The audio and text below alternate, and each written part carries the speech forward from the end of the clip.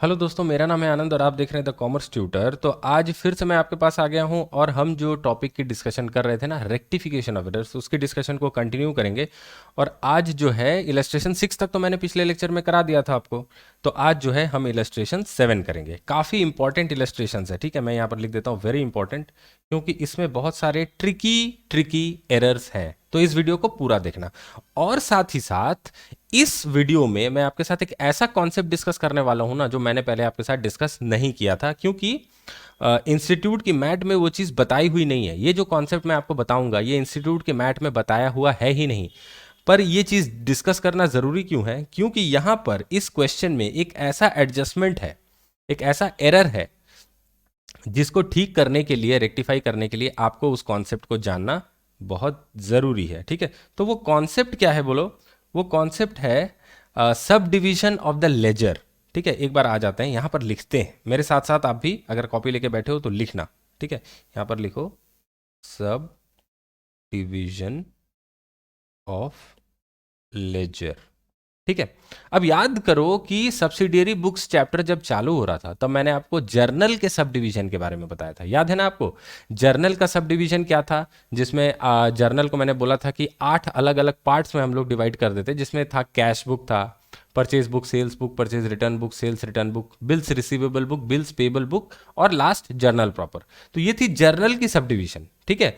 पर मैंने आपको उस समय लेजर के सब डिवीजन के बारे में नहीं बताया था, क्योंकि मुझे इंस्टीट्यूट के मैट में ऐसा एक्सप्लेनेशन कहीं मिला ही नहीं। तो मैंने सोचा कि चलो, हो सकता है कि इंस्टीट्यूट चाहता है कि ये चीज़ जो है वो आपके सिलेबस में नहीं है, या ये चीज़ बतानी ज़रूरी नहीं है। पर अभी इलस्ट्रेशन 7 में, रेक्टिफिकेशन ऑफ एरर्स में, मैंने एक एरर देखी, और अगर ये सब डिवीजन मैं आपको नहीं बताऊं तो वो एरर आप रेक्टिफाई नहीं कर पाओगे। तो चलो इसको सीख लेते हैं। और वैसे भी नए कॉन्सेप्ट सिखाने में और सीखने में काफ़ी मज़ा आता है। तो मुंह पे एक स्माइल लेते हुए, दिमाग को खोल के सीधे बैठें और मेरी बात को जो है ध्यान से सुने। तो देखो, sub division of laser, laser के ना 3 सब डिविजन्स हैं। कितने? 3। अब वो क्या है?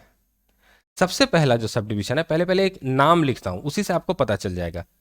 एक है डेटर्स लेजर, ठीक है। दूसरा है क्रेडिटर्स लेजर, ओके। और तीसरा है जनरल लेजर, जनरल लेजर। अब नाम से ही शायद आपको आइडिया मिल जा रहा होगा कि मैं क्या बोलना चाहता हूं और इस सब डिवीजन में क्या है। अब देखो, डेटर्स लेजर का एक और नाम है, ठीक है। जो एक और नाम है वो लिख देते हैं। डेटर्स लेजर को हम सेल्स लेजर भी बोलते हैं, ठीक है।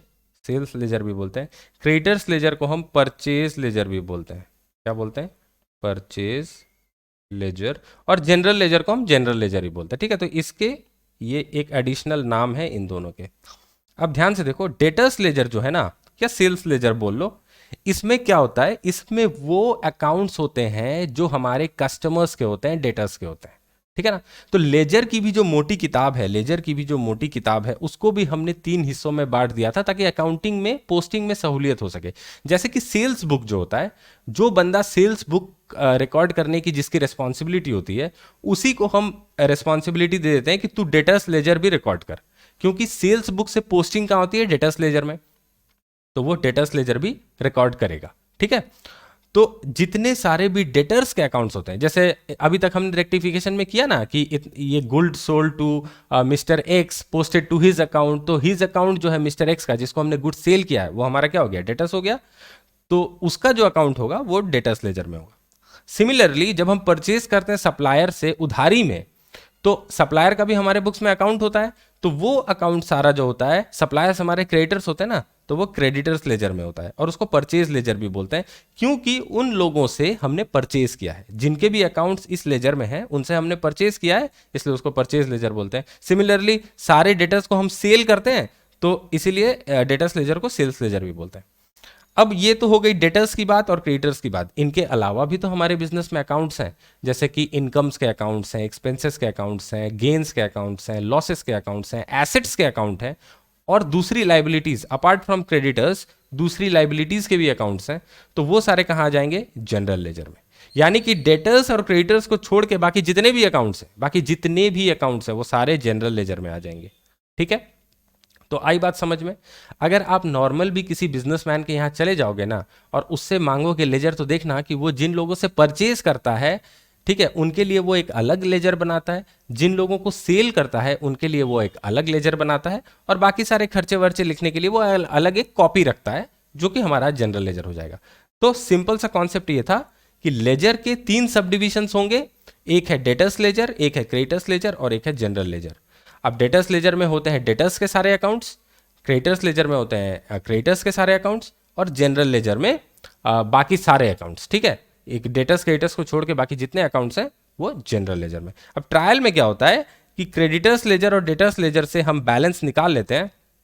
यहां से जो बैलेंस निकालते हैं सारे अकाउंट्स का टोटल, उसको हम बोलते हैं सन्ड्री डेटर्स, ठीक है। तो आपने देखा होगा कि ट्रायल में हम कभी भी एक एक डेटर का नाम नहीं लिखते वहां पर और उसका बैलेंस नहीं लिखते, हम टोटल सारे डेटर्स का अमाउंट एक साथ लिख देते हैं, और वो होता है हमारा सन्ड्री डेटर्स, या इसका एक और नाम है ट्रेड रिसीवेबल, ठीक है। इसको क्या बोलते हैं? ट्रेड रिसीवेबल्स, ठीक है। सिमिलरली परचेज लेजर से जो हमको बैलेंस मिलती है, ठीक है ना, टोटल बैलेंस, वो हमारी होती है सन्ड्री क्रेडिटर्स। सन्ड्री मतलब कलेक्शन ऑफ, सन्ड्री मतलब क्या? कलेक्शन ऑफ, ठीक है ना, सन्ड्री क्रेडिटर्स, ओके। और ये जो बैलेंस है इसको एक और नाम भी है ट्रेड पेबल्स, ट्रेड पेबल्स। एक और नाम है अकाउंट रिसीवेबल, ठीक है, अकाउंट रिसीवेबल, और यहां पर अकाउंट पेबल, ठीक है। तो सैंड्री क्रेडिटर्स बोल लो, ट्रेड पेबल्स बोल लो, अकाउंट पेबल बोल लो, सब सेम है। सैंड्री डेटर्स बोल लो, ट्रेड रिसीवेबल बोल लो, अकाउंट रिसीवेबल बोल लो, सब सेम है, ठीक है। तो कोई डाउट नहीं। अब ये टोटल फिगर्स जो हैं सैंड्री क्रेडिटर्स के, सैंड्री डेटर्स के, हम ट्रायल बैलेंस में लिख देते हैं, और यहां से जनरल लेजर से हम जो है इंडिविजुअल अकाउंट के बैलेंसेस जो है उसको ट्रायल बैलेंस में लिखते हैं। इसलिए अभी आपने देखा होगा हमेशा ट्रायल बैलेंस में आपको डेटर्स और क्रेडिटर्स का एक ही फिगर मिलेगा टोटल किया हुआ, क्योंकि वो फिगर आया है डेटर्स लेजर और क्रेडिटर्स लेजर से, ठीक है ना। तो आशा करता हूं कि आपको ये कॉन्सेप्ट बिल्कुल साफ हो गया। देखो कोई कुछ इसमें है ही नहीं, बस एक लेजर की बुक से थी, उससे सारे डेटर्स के अकाउंट्स निकाल के एक अलग बुक बना ली डेटर्स लेजर, सारे क्रेडिटर्स के अकाउंट निकाल लिए एक अलग बुक बना ली क्रेडिटर्स लेजर, और बाकी सब जो उसमें रहने दिया तो वो बन गया हमारा जनरल लेजर, ठीक है। चलो अब जो है हम ये जो अपना इलस्ट्रेशन है इसको पढ़ेंगे, इंपॉर्टेंट है, पहले ही मैंने बोला है। और इलस्ट्रेशन 5 मैंने आपको होमवर्क दिया था, याद है ना, वो आपको करके रखना है, ठीक है। मैं आपकी होमवर्क चेक नहीं कर पा रहा हूँ क्योंकि वर्चुअल क्लास है, लाइव क्लास होती या सामने सामने पढ़ा रहा होता तो चेक कर लेता। चलो कोई बात नहीं, आप पे भरोसा है कि आपने होमवर्क किया होगा, इसी भरोसे के साथ चलिए आगे बढ़ते हैं। तो इसको पढ़ते हैं इलस्ट्रेशन 7 को।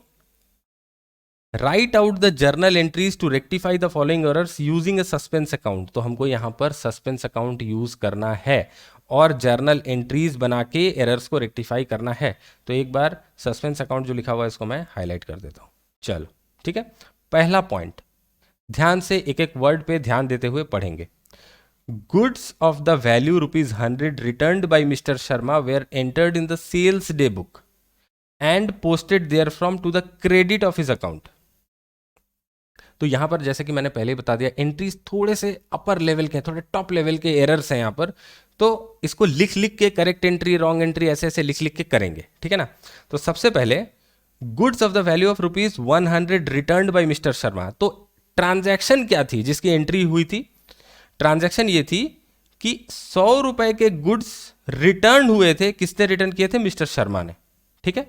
अब ये क्या हो गया? Were entered in the sales day book. देखो सेल्स रिटर्न हुआ है, मिस्टर शर्मा ने रिटर्न किए हैं 100 रुपए के गुड्स, लेकिन एंट्री कहां हो गई गलती से? एंट्री मतलब सब्सिडियरी बुक, याद रखना, एंट्री मतलब सब्सिडियरी बुक। फर्स्ट पॉइंट पे ही एंट्री गड़बड़ हो रही है, फर्स्ट पॉइंट पे ही गलती हो रही है।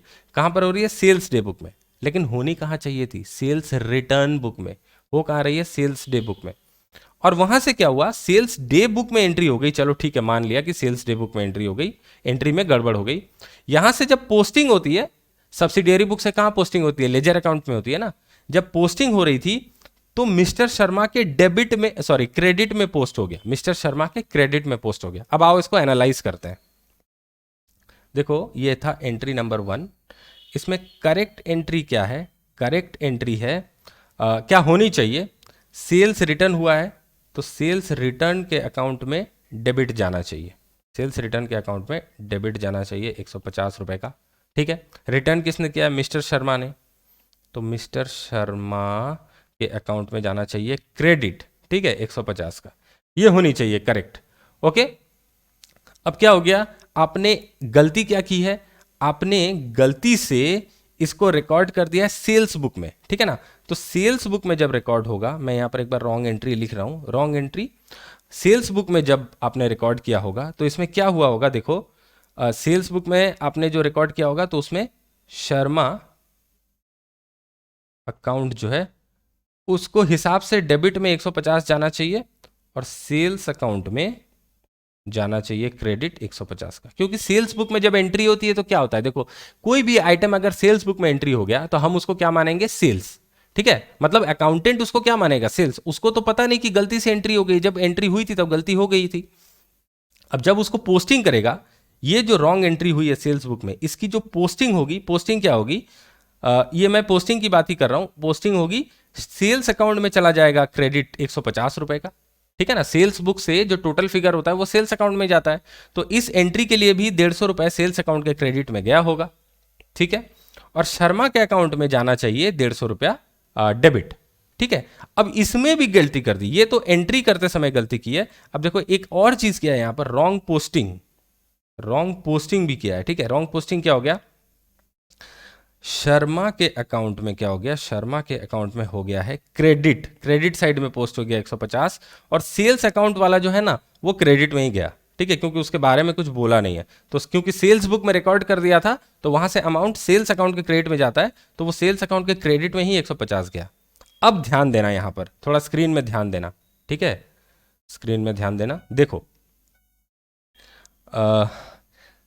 देखो शर्मा के अकाउंट में करेक्ट एंट्री, देखो शर्मा के अकाउंट में जाना चाहिए था हमारा क्रेडिट 150 का, और फाइनली हुआ क्या है, रॉन्ग पोस्टिंग के बाद लेजर में क्या इंपैक्ट आया है, ये फाइनल लेजर का इंपैक्ट है। यहां पर जो एंट्री आपको दिख रही है ये फाइनल लेजर में इंपैक्ट आया, यहां पर शर्मा के अकाउंट में क्रेडिट आ गया 150 का, ठीक है। और एक्चुअली करेक्ट एंट्री में भी देखो शर्मा के अकाउंट में ही 150 का क्रेडिट आना चाहिए था। तो एक चीज आप बोल सकते हो कि सेल्स बुक में जो एंट्री हुई वहां से पोस्टिंग करते समय, वहां से पोस्टिंग करते समय शर्मा के अकाउंट में डेबिट जाना चाहिए था, लेकिन अकाउंटेंट ने यहां पर भी गलती कर दी, तो ये क्या हो गया, शर्मा के अकाउंट में क्रेडिट आ गया। तो एक गलती का इफेक्ट दूसरे गलती ने काट दिया, ठीक है ना। ये जो एंट्री थी इसको सेल्स रिटर्न बुक में रिकॉर्ड होना था, लेकिन हो गया रिकॉर्ड किसमें, सेल्स बुक में।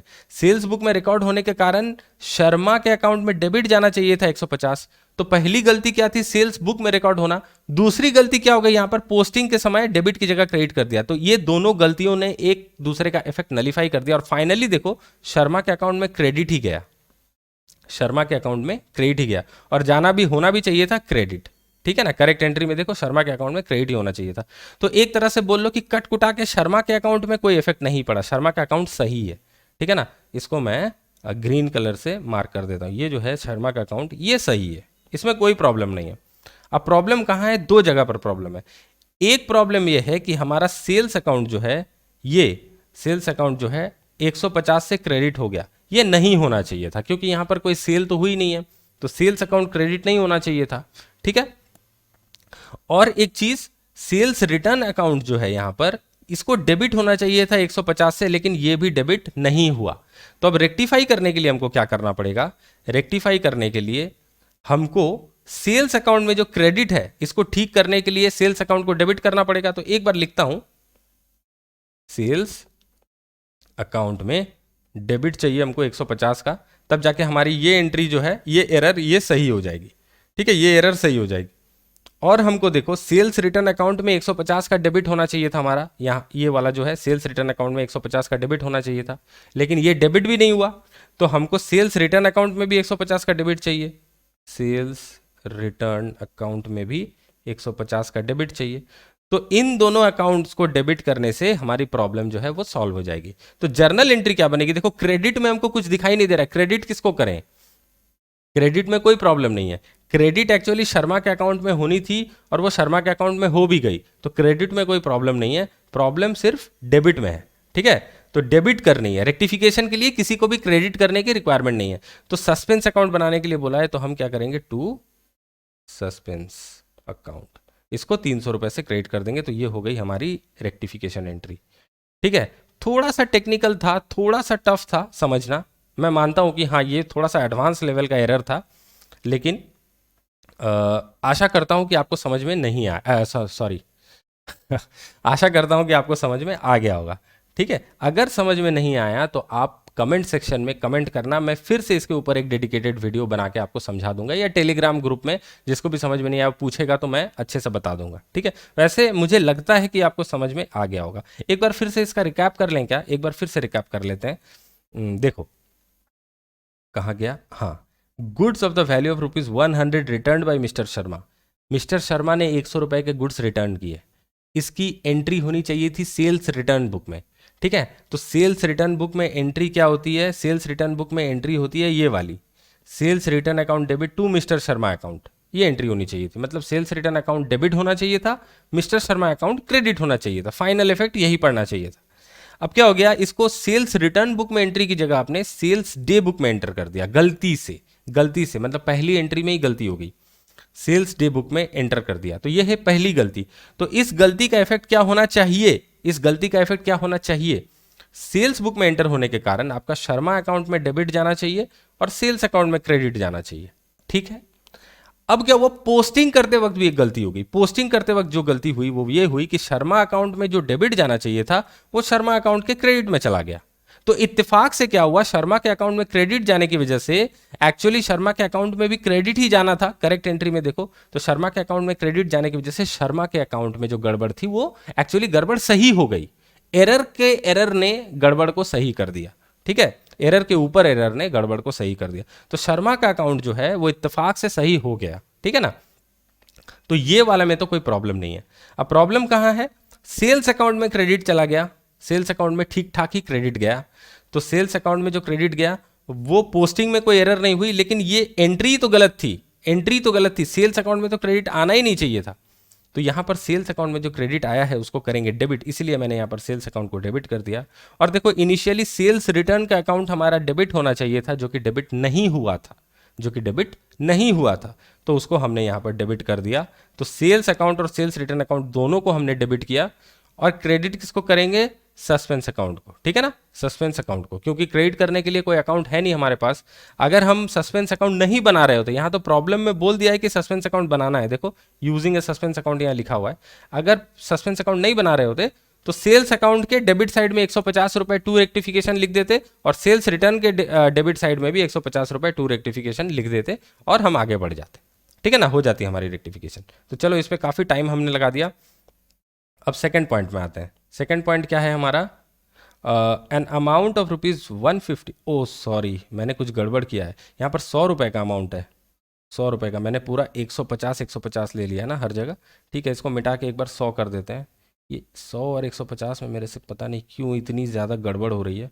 चलो जल्दी से इसको मिटा के सारा 100 कर देते हैं। ठीक है ना, वैसे कॉन्सेप्ट तो आपको समझ में आ गया। ये 100 और 150 करके कोई ज़्यादा फायदा है नहीं। ठीक है, ओके, इधर 100 और यहाँ 200 हो गए, तो यहाँ 100, यहाँ 100 और यहाँ 200। ठीक है, चलो ठीक कर दिया। अब अगला देखो, an amount of ₹150 entered in the sales return book has been posted to the debit of Mr. Philip who returned the goods। अब ध्यान से पढ़ना, एक अमाउंट था 150 का, ठीक है, उसको एंटर किया था हमने सेल्स रिटर्न बुक में, has been posted to the debit of mister Philip who return the goods. तो देखो गुड्स की रिटर्न ही हुई है। ठीक है, गुड्स की रिटर्न ही हुई है, और उसको हमने सेल्स रिटर्न बुक में एंटर भी किया। तो हमने सही किया, सेल्स रिटर्न बुक में ही एंटर करना चाहिए जब गुड्स रिटर्न होता है। किसने गुड्स रिटर्न किया था? मिस्टर फिलिप ने। ठीक है, अब इसकी एंट्री क्या होगी सोचो। सेल्स रिटर्न बुक में जब आप गुड्स की रिटर्न को एंट्री डालोगे तो फाइनली आपका इम्पैक्ट क्या आएगा? इम्पैक्ट ये आएगा कि सेल्स रिटर्न अकाउंट में 150 का डेबिट होना चाहिए, और मिस्टर फिलिप जिसने गुड्स रिटर्न किया उसके अकाउंट में 150 का क्रेडिट होना चाहिए। तो चलो एक बार लिखते हैं। अच्छा, यहां पर तो मैंने सोल्यूशन बनाने, अच्छा ठीक है, इसको लिख लेते हैं एक बार। करेक्ट एंट्री जो है वो क्या होनी चाहिए, एक बार देखना। करेक्ट एंट्री जो है वो क्या होनी चाहिए? सेल्स रिटर्न अकाउंट में होना चाहिए डेबिट 150 से, और मिस्टर फिलिप जो है ना इसके अकाउंट में क्रेडिट होना चाहिए 150। ये होनी चाहिए हमारी करेक्ट एंट्री।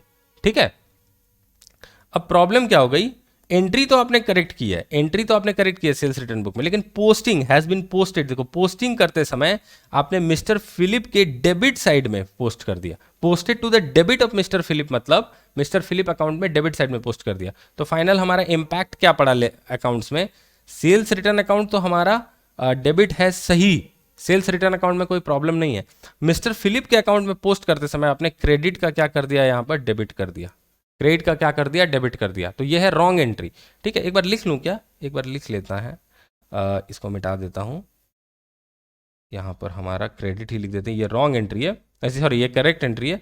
रॉन्ग एंट्री क्या हो गई, रॉन्ग एंट्री हो गई सेल्स रिटर्न अकाउंट डेबिट 150, और मिस्टर फिलिप भी हो गया हमारा डेबिट, मिस्टर फिलिप अकाउंट भी डेबिट ही हो गया 150, क्योंकि मिस्टर फिलिप के अकाउंट के डेबिट साइड में पोस्ट कर दिए। अब करेक्ट करने के लिए क्या करना पड़ेगा बोलो, सेल्स रिटर्न वाला पार्ट तो सही है, सेल्स रिटर्न वाला पार्ट तो सही है अपना।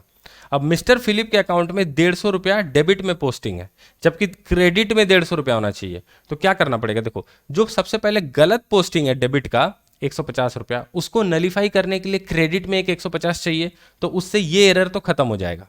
ठीक है, ये एरर तो खत्म हो जाएगा। और एक्चुअली क्रेडिट में भी 150 होना चाहिए था, एक्चुअली क्रेडिट में भी 150 होना चाहिए था, तो टोटल क्रेडिट कितने का करना पड़ेगा, 150 प्लस 150 300 रुपए का।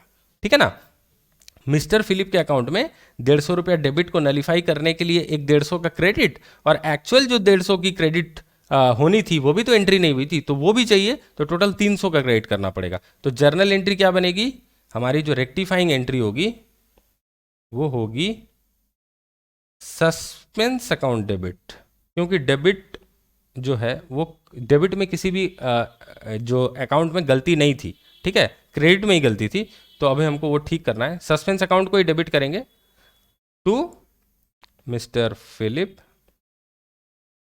अकाउंट, सॉरी 150 लिख दिया क्या मैंने, 150 नहीं, ये होगा 300, यहां पर 300। ठीक है, आशा करता हूं कि आपको ये समझ में आ गया होगा। तो चलो एक बार झटपट जो है इलस्ट्रेशन 7 लिख के जर्नल एंट्रीज फटाफट थोड़ा अच्छे से लिख लेते हैं, इलस्ट्रेशन 7। ठीक है, यहाँ पर मैं लिख लेता हूँ जर्नल, आप लोग अच्छे से फॉर्मेट वगैरह बना के करना।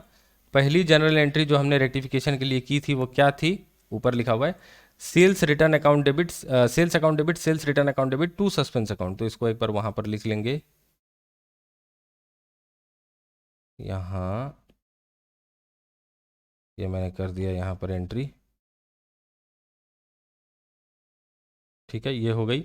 और दूसरी एंट्री जो थी वो क्या थी, दूसरी एंट्री को भी पकड़ के ले आते हैं इधर, रेक्टिफिकेशन एंट्री जो है suspense account debit to mister Philip account, यहाँ पर डाल दिया suspense account debit to mister Philip account. ठीक है, तो दोनों एंट्री हमने यहाँ पर लिख दिया। अब तीसरे एंट्री में आ जाते हैं, चलो देख लेते हैं तीसरा एंट्री क्या है। ओके चलो, a sale of rupees 200 made to mister Ghanshyam, sale of rupees 200 made to mister Ghanshyam was correctly entered in the sales day book.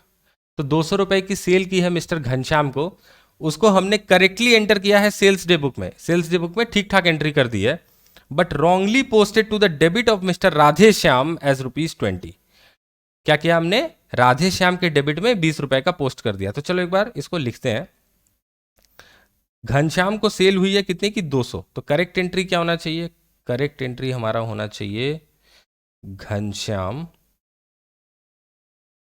Ghanshyam account debit होना चाहिए 200 से, और सेल्स अकाउंट क्रेडिट होना चाहिए 200 से, ये होनी चाहिए हमारी करेक्ट एंट्री। ठीक है, लेकिन हुआ क्या, हुआ क्या, हमारी जो घनश्याम अकाउंट में डेबिट होनी चाहिए थी उसके जगह राधे श्याम अकाउंट में डेबिट हो गया, राधे श्याम अकाउंट में हो गया डेबिट।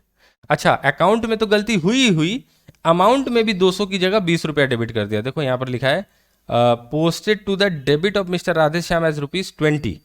ठीक है ना, तो अमाउंट में भी गड़बड़ कर दिया, तो राधे श्याम अकाउंट में डेबिट गया 20 और सेल्स अकाउंट में तो क्रेडिट सही ही गया, सेल्स अकाउंट में क्रेडिट सही ही गया, क्योंकि सेल्स अकाउंट में कोई गलती के बारे में इन्होंने बोला नहीं है, तो सेल्स अकाउंट में सब कुछ सही है। तो अब प्रॉब्लम क्या हो रहा है हमारा, ये जो घनश्याम अकाउंट है इसमें 200 का डेबिट करना पड़ेगा, क्योंकि 200 का डेबिट होना चाहिए था, हुआ नहीं। और राधेश्याम अकाउंट में 20 रुपए का डेबिट हो गया है, जो कि नहीं होना चाहिए था, तो राधेश्याम अकाउंट को 20 से कर देंगे क्रेडिट। ठीक है, तो चलो एक बार रेक्टिफिकेशन एंट्री लिखते हैं। रेक्टिफिकेशन एंट्री, सबसे पहले घनश्याम अकाउंट को डेबिट करना पड़ेगा हमको 200 रुपए से, क्योंकि घनश्याम अकाउंट डेबिट नहीं हुआ था। अब राधेश्याम अकाउंट जो डेबिट हो रखा है 20 रुपए से, उसको क्रेडिट करना पड़ेगा, तो मैं थोड़ा सा नीचे लिखता हूं, टू राधेश्याम अकाउंट, और ये 20 रुपए से हमको क्रेडिट करना पड़ेगा। ठीक है, ये भी कर दिया हमने। अब ये जो 180 रुपए का फर्क है क्रेडिट में 180 रुपया कम है, उसको कैसे ठीक करेंगे, तो उसके लिए हमारा सस्पेंस अकाउंट है, टू सस्पेंस अकाउंट 180 रुपए। अब देखो मैं आपको बताता हूं कि सस्पेंस अकाउंट जब भी किसी रेक्टिफिकेशन एंट्री में आता है ना, तो उसका मतलब ये होता है कि ट्रायल में उस एंट्री के कारण इतने रुपए का डिफरेंस था, ट्रायल में उस एंट्री के कारण डिफरेंस था, यानी कि एंट्री नहीं, मैं एरर की बात कर रहा हूं। ठीक है, ध्यान से सुनना मेरी बात को। देखो इस एरर के कारण क्या हुआ था, समझने की कोशिश करना, दिमाग में जो है ना थॉट्स को लाने की कोशिश करना। घनश्याम अकाउंट 200 से डेबिट होना चाहिए था, पर राधेश्याम अकाउंट सिर्फ 20 रुपए से डेबिट हुआ। तो देखो ट्रायल में क्या फर्क पड़ा होगा, देखो इस एरर के कारण क्रेडिट में तो 200 का 200 ही आया, क्रेडिट में जो है 200 का 200 ही आया, 200 होना चाहिए था, तो क्रेडिट में कोई प्रॉब्लम नहीं। डेबिट में जो है ट्रायल में क्या फर्क पड़ा होगा, डेबिट में 200 आना चाहिए था, आया सिर्फ 20, डेबिट में 200 आना चाहिए था, आया सिर्फ 20। तो आप एक तरह से बोल सकते हो कि ट्रायल बैलेंस में हमारा क्रेडिट जो है वो 180 रुपए से ज्यादा था, क्योंकि डेबिट में गया सिर्फ 20 और क्रेडिट में आया 200, तो डेबिट 180 कम, या कह लो क्रेडिट 180 ज्यादा। ठीक है, तो ट्रायल में हमारा डेबिट साइड जो है वो 180 रुपए कम था। ठीक है, जो चीज कम है उसी को बोलना ज्यादा बेटर है, तो ट्रायल में 180 रुपए डेबिट कम था। ठीक है, तो उसके लिए हमने क्या किया होगा, सस्पेंस अकाउंट में 180 रुपए डाल दिए होंगे, सस्पेंस अकाउंट में 180 रुपए डाल दिए होंगे, और किस साइड डाला होगा, हमने डेबिट साइड में डाला होगा, क्योंकि ट्रायल में हमारा डेबिट साइड में 180 रुपया कम था, तो उसको ठीक करने के लिए हमने डेबिट में डाला होगा 180, और नाम क्या दिया होगा उसका, सस्पेंस अकाउंट। अब ये एरर हम कर रहे हैं रेक्टिफाई, तो क्या उस सस्पेंस अकाउंट के डेबिट में जो 180 था, क्या अब उसकी रिक्वायरमेंट है, नहीं। तो जैसे ही आप वो एरर को रेक्टिफाई करोगे, उसके साथ साथ आपका सस्पेंस अकाउंट का भी जो 180 रुपया डेबिट था, 180 रुपया जो डेबिट था वो खत्म होना चाहिए, और वो खत्म करने के लिए क्या होगा, सस्पेंस अकाउंट 180 से क्रेडिट होगा, तो वही चीज यहां पर हुई है। देखो सस्पेंस अकाउंट 180 रुपए से क्रेडिट हुआ है, समझे बात को। तो जब आपकी ट्रायल में डिफरेंसेस आती हैं और आपको पता नहीं रहता है कि किस एरर के कारण वो डिफरेंस आई है, तो आप उस डिफरेंस के अमाउंट को सस्पेंस अकाउंट में डाल देते हो, ठीक है ना। लेकिन जैसे ही एरर आपको पता चलता है और आप सस्पेंस अकाउंट यूज करके उस एरर को रेक्टिफाई करते हो, तो सस्पेंस अकाउंट ऑटोमेटिकली नलिफाई होता चलता है, खत्म होता जाता है। तो इस एरर के लिए ट्रायल में जो डिफरेंस आया था उसमें सस्पेंस अकाउंट में 150 रुपया डेबिट आया होगा, सॉरी 150 नहीं, 180 रुपया डेबिट आया होगा। और अब जब आप रेक्टिफाई कर रहे हो, तो जो जर्नल एंट्री आप पास कर रहे हो उसमें आप सस्पेंस अकाउंट को 180 रुपया क्रेडिट कर दे रहे हो, तो सस्पेंस अकाउंट जितना इस एरर के लिए था उतना खत्म। तो जैसे जैसे आप एरर को आइडेंटिफाई करके रेक्टिफाई करते जाओगे, वैसे वैसे आपका सस्पेंस अकाउंट भी खत्म होता जाएगा। और जब आप सारे एरर्स को रेक्टिफाई कर लोगे जिसके कारण ट्रायल बैलेंस में डिफरेंस आया था, तब आपका सस्पेंस अकाउंट भी जीरो हो जाएगा। ठीक है, बस यही कॉन्सेप्ट समझाना था मुझे। तो ये एंट्री भी जो है इसको अपने सोल्यूशन वाले पेज में लिख लेते हैं। ठीक है, चलो यहां पर हमने इसको डाल दिया। ठीक है, चलो ये एंट्री भी हमने डाल दिया। अब आगे बढ़ते हैं। इसके बाद कौन सा पॉइंट है, देखो इसके बाद है चौथा पॉइंट, और इस पॉइंट का मुझे बहुत बेसब्री से इंतजार था। क्यों बोलो, क्योंकि शुरू में जो मैंने आपको कॉन्सेप्ट समझाया ना, वो इसी पॉइंट के लिए समझाया था, जो डेटर्स लेजर, क्रेडिटर्स लेजर या सेल्स लेजर, परचेज लेजर और जनरल लेजर का जो कॉन्सेप्ट है वो इसी पॉइंट के लिए आपको समझाया था। तो चलो इस पॉइंट को एक बार पढ़ते हैं। देखो क्या लिखा है, ध्यान से पढ़ना। Bad debts aggregating ₹450 were written off during the year in the sales ledger. ठीक है, सेल्स लेजर मतलब क्या, डेटर्स लेजर। ठीक है, सेल्स लेजर मतलब debtors ledger, but they are not adjusted in the general ledger. अब बताओ, अगर मैं आपको sales ledger, purchase ledger, general ledger की कॉन्सेप्ट नहीं बताता, जो कि इंस्टीट्यूट की मैट में कहीं भी नहीं बताई हुई है अभी तक, तो क्या आप इस रेक्टिफिकेशन को कर पाते? तो जब मैंने क्वेश्चन पढ़ा तो मुझे लगा कि ये चीज़ आपको बतानी जरूरी है। चलो उसकी बात तो कर ली हमने, अब फिर से पढ़ते हैं एक बार। Bad debts aggregating ₹450 were written off during the year in the sales ledger but were not adjusted in the general ledger. कहने का मतलब ये है कि चलो देखते हैं एक बार, बैड डेट्स जो हुए उसकी एंट्री क्या होती है, पहले ये बताओ। बैड डेट्स एक लॉस है, ठीक है? तो बैड डेट्स का अकाउंट जो है वो लॉस है, तो लॉस बढ़ेगा तो डेबिट करना पड़ेगा, तो 450 रुपए डेबिट होनी चाहिए। और क्रेडिट क्या होना चाहिए? डेटर्स, ठीक है ना? जिस भी डेटर से आपको बैड डेट लग रहा है, उसका नाम हमको नहीं पता, तो हम यहाँ पर डेटर से लिखेंगे, और कोई उपाय है नहीं हमारे पास। तो डेटर्स अकाउंट क्रेडिट होना चाहिए था 450 से। और ये बैड डेट्स की एंट्री कहाँ होगी? बोलो कौन से सब्सिडियरी बुक में बैड डेट्स की एंट्री होगी? परचेज बुक में नहीं होगी, सेल्स बुक में नहीं होगी, परचेज रिटर्न में नहीं होगी, सेल्स रिटर्न में भी नहीं होगी, bills receivable, bills payable book में भी नहीं होगी, ना कि कैश बुक में ही होगी। तो सारे बुक्स में सब्सिडियरी जो स्पेशल जर्नल है, किसी में भी इसकी रिकॉर्डिंग नहीं होगी। तो जनरल जर्नल या जर्नल प्रॉपर में इसकी रिकॉर्डिंग होगी, ये जर्नल एंट्री की। एक्चुअली जब बैड डेट्स होता है तो जर्नल प्रॉपर में जर्नल रिकॉर्ड होता है।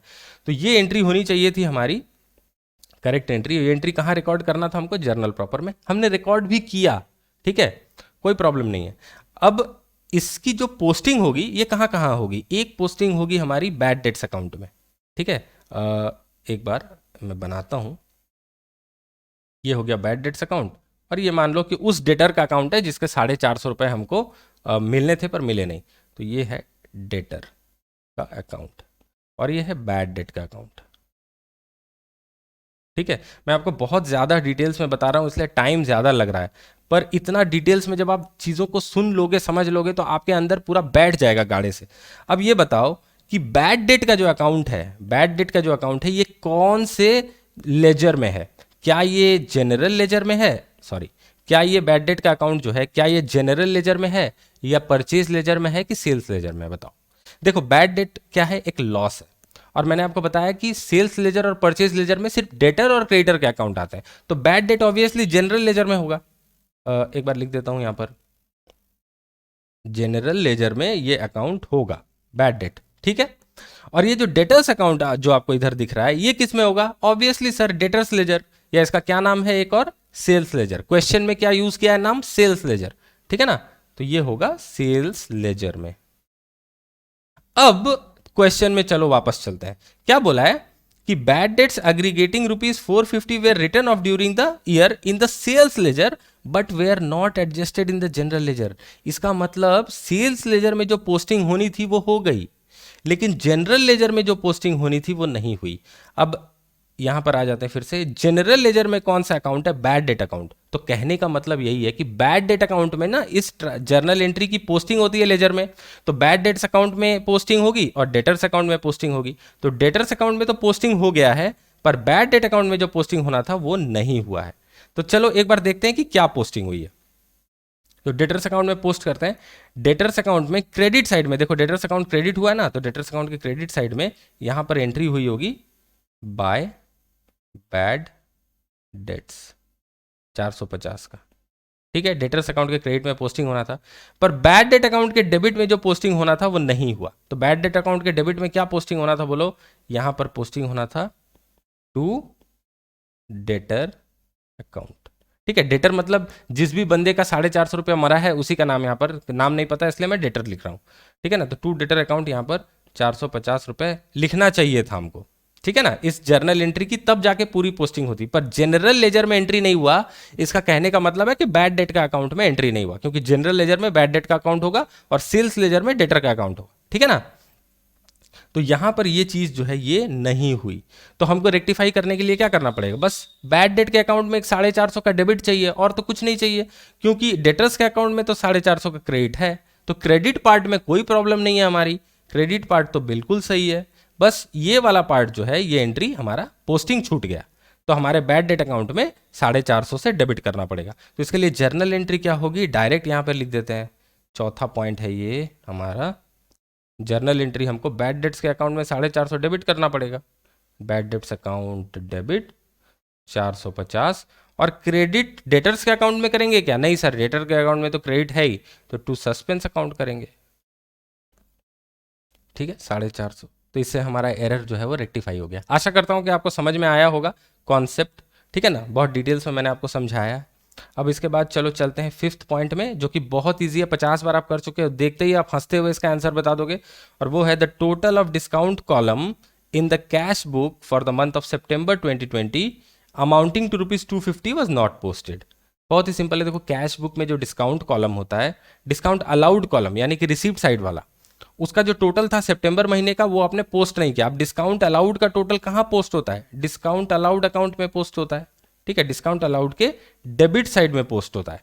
तो ये 250 रुपए का आइटम जो पोस्ट नहीं हुआ टोटल, तो डिस्काउंट अलाउड का डेबिट में 250 रुपया कम है हमारा, डिस्काउंट अलाउड के डेबिट में 250 रुपया कम है। तो ठीक करने के लिए क्या करना पड़ेगा? सिंपल, डिस्काउंट अलाउड अकाउंट को 250 रुपए से डेबिट करना पड़ेगा। तो कर देते हैं, चलो ये 5वां पॉइंट, डिस्काउंट अलाउड अकाउंट को हम क्या कर देंगे? डेबिट 250 रुपए से। और क्रेडिट क्या करेंगे? क्रेडिट में तो सारी चीजें ठीक है, तो क्रेडिट हम सस्पेंस अकाउंट को करेंगे, ठीक है ना। क्वेश्चन में हमको बोल दिया है कि सस्पेंस अकाउंट को यूज करके रेक्टिफिकेशन करना है। अगर नहीं बोलता तो हम क्या करते? डिस्काउंट अकाउंट के डेबिट साइड में टू रेक्टिफिकेशन 250 रुपया बोल के एक एंट्री डाल देते, ठीक है। तो ये जो है हमारी इलस्ट्रेशन हमने कर ली, सारा इलस्ट्रेशन जो है हमारा खत्म हो गया। यहाँ पर सोल्यूशन आप देख सकते हो, वैसे मैं सोल्यूशन मैंने आपको लिखाई दिया है, तो कोई प्रॉब्लम इसमें आपको नहीं होगी। अब अगले जो वीडियो में हम ये कवर करेंगे correction in the next accounting period, और ये भी काफ़ी इजी है, इसमें कोई घबराने की बात नहीं है। मेरा एक सुझाव होगा आपको कि इस मोड तक बढ़ने से पहले अगर आपने अभी तक ये जो इलस्ट्रेशंस मैंने आपको क्लास में कराए हैं और होमवर्क दिए हैं, अगर अभी तक आपने अपने हाथ से प्रैक्टिस नहीं किया है ना, तो इस सातों के सातों इलस्ट्रेशन एक बार फटाक फटाक देखो। मैं आपको समझाते हुए पढ़ाता हूँ, इसीलिए मुझे ये करने में टाइम लगता है, जैसे कि इसी को करने में 35 मिनट टाइम लग गया। लेकिन आप जब खुद से करोगे तो आपको तो इतना इधर उधर लिखना नहीं पड़ेगा जितना मैं आपको लिख के बताता हूँ, ये अकाउंट बना के दिखाता हूँ, वो अकाउंट बना के दिखाता हूँ। तो आप खुद से एक बार सातों इलस्ट्रेशन जरूर कर लेना। अगर आपने कर लिया है तब तो वेरी गुड, वेरी गुड। वैसे ये 7वां इलस्ट्रेशन अभी जो मैंने आपके साथ वीडियो में डिस्कस किया, इसको आपको खुद भी बनाना है, ठीक है, खुद भी बनाना है, तब जाके आपके कॉन्सेप्ट जो हैं क्लियर होंगे। तो अगर आपने नहीं बनाया है किसी कारणवश, तो आप प्लीज उसको बना के तब हम इस आगे बढ़ेंगे। और यहाँ पर कुछ इंपॉर्टेंट कॉन्सेप्ट्स हैं जो कि हमको डिस्कस करने पड़ेंगे, तो ये सब हम करेंगे अगले वीडियो में, ठीक है। तो इस वीडियो को देखने के लिए आपका बहुत बहुत धन्यवाद। आशा करता हूँ कि जो भी चीज़ें मैंने यहाँ पर बताने की कोशिश की है वो आपको समझ में आई होंगी। अगर आपको वीडियो पसंद आया तो लाइक और शेयर ज़रूर कर देना, नीचे कमेंट करके बताना कि आपको वीडियो में सारी चीज़ें समझ में आई कि नहीं आई। अगर कुछ नहीं समझ में आया, डाउट वगैरह, तो यहाँ पूछ सकते हो कमेंट सेक्शन में, या आप हमारा टेलीग्राम का ग्रुप जिसका लिंक डिस्क्रिप्शन में आपको मिल जाएगा उसको भी ज्वाइन कर सकते हो, ठीक है। तो इस वीडियो को देखने के लिए आपका बहुत बहुत धन्यवाद। आपका दिन शुभ हो।